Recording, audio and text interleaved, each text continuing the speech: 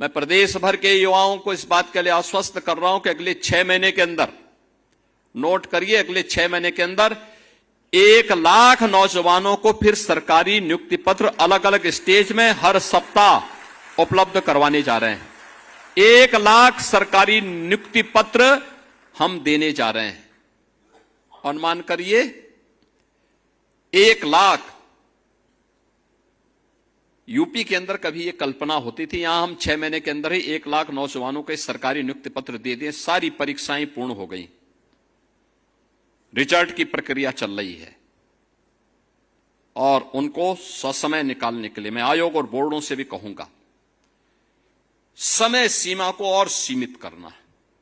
एक नौजवान को भटकने की नौबत नहीं आनी चाहिए। हमें बुरा लगता है जब कोई युवा कहता है कि हमने परीक्षा दी है, परिणाम अभी तक नहीं आ पाया। हम आयोग और बोर्डों की बैठक लेते हैं और उनसे कहते हैं कि भाई सारी प्रक्रिया आपको इतनी स्वतंत्रता दे रखी है। अभी आप सुन रहे थे उत्तर प्रदेश के मुख्यमंत्री श्री योगी आदित्यनाथ जी को, जो कि दावे के साथ कह रहे हैं कि आने वाले 6 महीने में उत्तर प्रदेश में 1 लाख सरकारी नौकरियों के नियुक्ति पत्र शासन के द्वारा बांटे जाने हैं। अब 1 लाख को लेकर के सोशल मीडिया पर बहुत सारी खबरें चल रही है, बहुत सारी अफवाहें चल रही हैं। इस वीडियो के माध्यम से मैं क्लियर करने जा रहा हूं कि 1 लाख जो पद की बात की जा रही है, नियुक्ति पत्र की बात की जा रही है, क्या वो नए पद होंगे या फिर ऑलरेडी एडवर्टाइज पद के बारे में बात की जा रही है। तो मैं यहाँ पर बिल्कुल क्लियर कर दूँ कि देखिए, उन्होंने नियुक्ति पत्र की बात कही है, उन्होंने नए पद सृजित या फिर नए विज्ञापन की बात नहीं की है।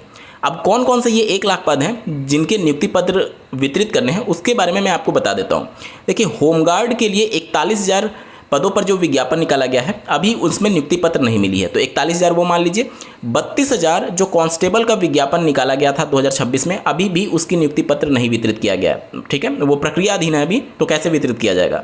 तो 41,000 होमगार्ड, 32,000 सिपाही के। ठीक है, इसके बाद से अगर हम लोग बात करें तो क्लरिकल लेवल के यूपी SSSC के माध्यम से 5500 पद जो है विज्ञापित किए गए थे, जिनका नियुक्ति पत्र अभी वितरित करना बाकी है। इसके अलावा यूपी SSSC आयोग के माध्यम से ही 1500 पदों पर VPO का नियुक्ति पत्र वितरित करना बाकी है।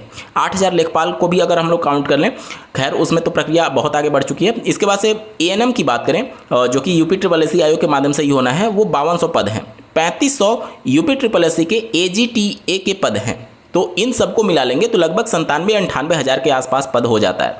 मोटा मोटी जो हमारे पास पद हैं होमगार्ड के 41,000 और 32,000 जो कांस्टेबल के पद हैं, इन्हीं दोनों को अगर हम लोग जोड़ दें तो 73,000 तो वैसे ही हो जाते हैं, और बाकी को जोड़ देंगे तो लगभग 96-97 हज़ार के आसपास आंकड़ा आ जाता है। और कुछ छोटे मोटे विज्ञापनों को अगर हम लोग कंसिडर कर लें तो उसको 2-2.5 हज़ार अगर मान लें तो 1 लाख का तो आंकड़ा ऐसे ही कंप्लीट हो जा रहा है। मतलब कि जो माननीय मुख्यमंत्री जी ने 1 लाख पदों पर नियुक्ति देने की बात की है, वो ऑलरेडी एडवर्टाइज और प्रक्रियाधीन भर्तियों की बात कही है, नई भर्ती की बात उसमें नहीं की गई है। ये मैं इसलिए बता रहा हूँ क्योंकि इसी को आधार बनाते हुए बहुत सारे प्लेटफॉर्म आपको बहुत सारे कोर्सेज बेचने लग जाते हैं। तो चीज़ों को आप कंसिडर करिएगा। और हाँ, कल के न्यूज़पेपर में ये तैयार रहिएगा कि 1 लाख पदों पर विज्ञापन के संदर्भ में नोटिफिकेशन और इस तरीके की चीज़ें खबरें आ सकती हैं, क्योंकि पेपर इसको अलग तरीके से देखेगा और उसको हो सकता है कि नए विज्ञापन के तौर पर प्रकाशित कर दे। मैं आपको पहले सूचित कर दे रहा हूं ताकि ये 1 लाख पद नियुक्तियों की जो बात की गई है, वो माननीय मुख्यमंत्री जी ने नियुक्ति की बात की है, नए एडवर्टीजमेंट की बात नहीं कही है। तो एडवर्टीजमेंट या फिर नई भर्ती अलग होती है,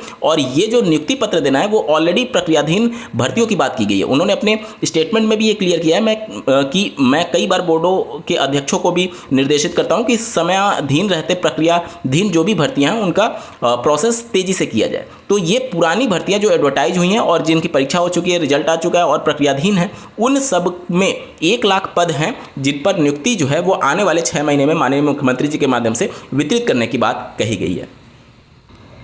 अब इसका मतलब क्या समझा जाए कि 6 महीने में केवल यही 1 लाख वितरित किया जाएगा, बाकी पद विज्ञापित नहीं किए जाएंगे? देखिए, ऐसा नहीं है। उनके द्वारा जो आज स्टेटमेंट दिया गया है वो पुरानी भर्तियों में नियुक्ति की बात कर रहे थे।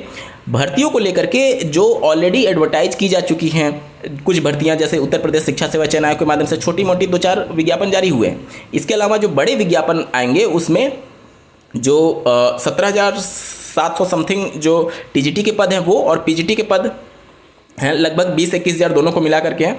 इसके बाद से प्राइमरी के लगभग 11,508 वाले पद विज्ञापित होने प्रस्तावित हैं, और जो बीईओ की भर्ती काफ़ी लंबे समय से प्रस्तावित है उत्तर प्रदेश लोक सेवा आयोग के माध्यम से। इसके अलावा भी कुछ छोटे मोटे विज्ञापन आने प्रस्तावित हैं 1000-2000 पदों पर, जो कि उत्तर प्रदेश शिक्षा सेवा चयन आयोग के माध्यम से ही, जैसे असिस्टेंट प्रोफेसर हो गए या फिर अन्य जो आचार्य प्रधानाचार्य वाले पद हैं उन सबको लेकर के, तो उन सभी चीज़ों पर प्रक्रिया चल रही है। और टीजीटी वाली भर्ती में तो सुबह के डेडिकेटेड वीडियो के माध्यम से मैंने आप सभी को सूचित किया था कि वहाँ पर कुछ पेज फंसा हुआ है, तो उसकी वजह से थोड़ा सा लंबित हो सकता है। लेकिन पीजीटी वाली भर्ती का विज्ञापन आपको बहुत जल्द देखने को मिल सकता है, जिस तरीके से आयोग ने सूचना दी है। तो ये सारी चीज़ें अलग हैं जो प्रक्रियाधीन हैं और अभी चीज़ें चल रही हैं। शासन भी उस पर कड़ी नज़र बनाए हुए हैं कि जल्द से जल्द चुनाव के मद्देनजर इन भर्तियों को विज्ञापित किया जाए। ये जो 1 लाख पदों की बात की जा रही है, ये अलग है, जो ऑलरेडी एडवर्टाइज करके उसकी प्रक्रिया लगभग कंप्लीट होने वाली है और उनकी नियुक्ति पत्र वितरित करने की बात की जा रही है। देखिए, ये सब कुछ प्री प्लान्ड होता है, किसी भी, केवल इसी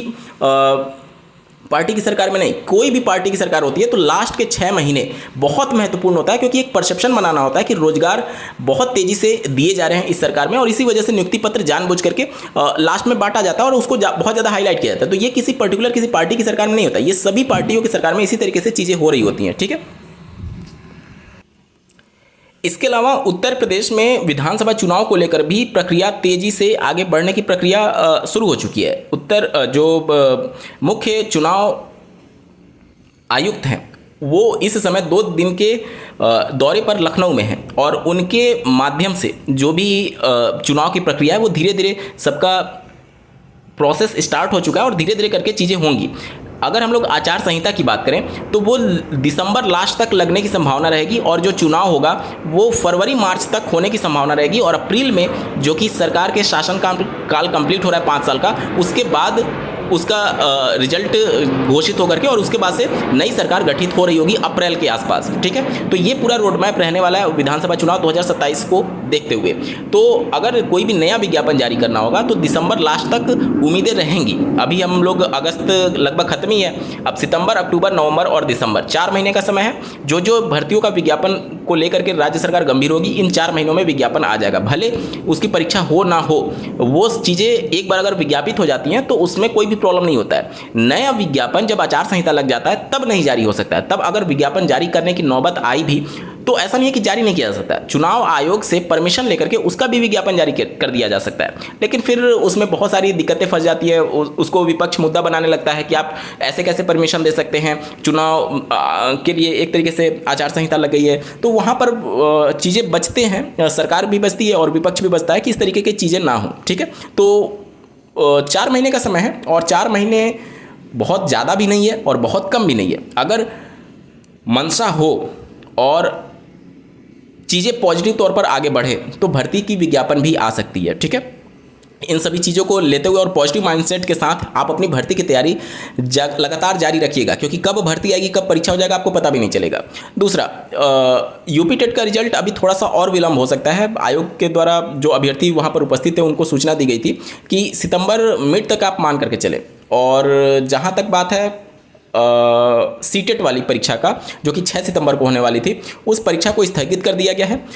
माननीय सुप्रीम कोर्ट ने इन सर्विस टीचर्स को ज़्यादा से ज़्यादा मौके देने की बात कहे थे, और बहुत सारे कैंडिडेट बाद में एक तरीके से क्वालिफाई किए हुए हैं या फिर एलिजिबिलिटी हासिल किए हुए हैं, उनके द्वारा भी सीबीएसई बोर्ड को लगातार अवगत कराया जा रहा था कि फिर से हमको मौका दिया जाए। तो उन्हीं के लिए फिर से विंडो को ओपन किया गया है। आज 25 अगस्त 2026 से लेकर के 1 सितंबर 2026 तक आप सीटेट के लिए अगर आप आवेदन करना चाहते हैं तो आवेदन कर सकते हैं। ठीक है, और इसके अलावा अगर हम लोग देखें जो बैक पेपर होना है डीएलएड वाला, उनके भी अभ्यर्थी लगातार दबाव बना रहे हैं कि उनको भी भर्ती में सम्मिलित होने का मौका दिया जाए। उनके लिए बैक पेपर का आयोजन पीएनपी ने ऑलरेडी घोषित कर दिया है, अपने पोर्टल पर वो घोषित कर चुके हैं कि जैसे ही इनका जो स्क्रूटनी का रिजल्ट जारी होगा उसके बाद वो बैक पेपर आयोजित करा लेंगे। ठीक है, तो इन सभी चीज़ों को लेकर के निश्चित तौर पर आपके भी मन में निगेटिविटी जरूर आ रही होगी कि भर्ती आ पाएगी या नहीं आ पाएगी इन 4 महीनों में। लेकिन देखिए, अगर सरकार की मंशा रही तो 1-2 महीने में खट चीज़ें इतनी तेज़ी से आगे बढ़ेंगी कि आप सोच भी नहीं सकते हैं। तो पूरा चीज़ जो है, आज आप